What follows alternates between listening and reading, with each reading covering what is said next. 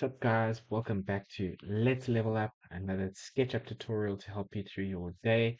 Today we're going to be learning about the Drape tool. Very powerful, so let's get into it.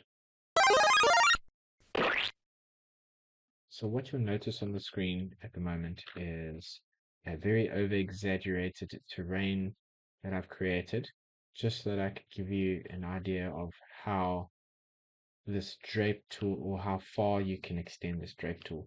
Let's bring that slab back. All right, so we want to drape this perimeter of this slab down onto this terrain, basically imprint it on. It's actually quite simple. All you do is click the item, you go to the Drape tool, which is this one.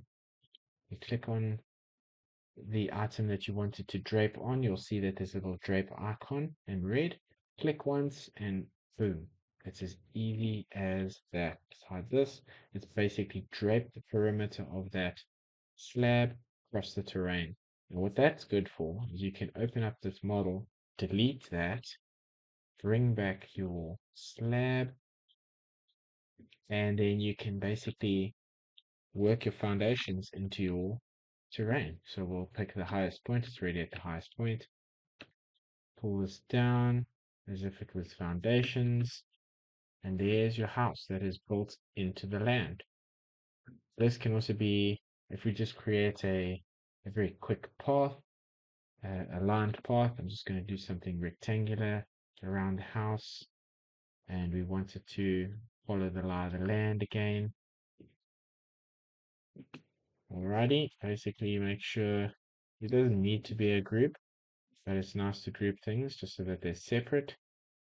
You might want to raise this up past this bulge here, but again, it's very simple. Click on the item, click on the drape tool, what you want to drape onto, and basically this will be, you can delete this now, and then you can do some sort of paving pattern across this.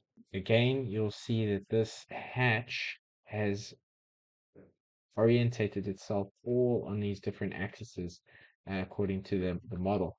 Now, if we jump back into our previous tutorial about aligning textures, what we'll do is draw a square and fill it with the texture that you would like to drape over the surface.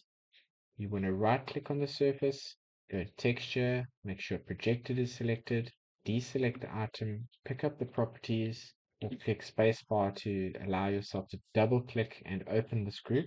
Click B again for bucket and fill it with the texture. And now you'll see, again, it's very exaggerated, guys, but now you'll see that the paving follows the lie of the land. Guys, that is the drape tool in a simple sense. I hope this was informative and that you get to use it throughout your modeling process. If you have any other questions or thoughts, throw them down in the comments, and we'll see you in the next one. Cheers.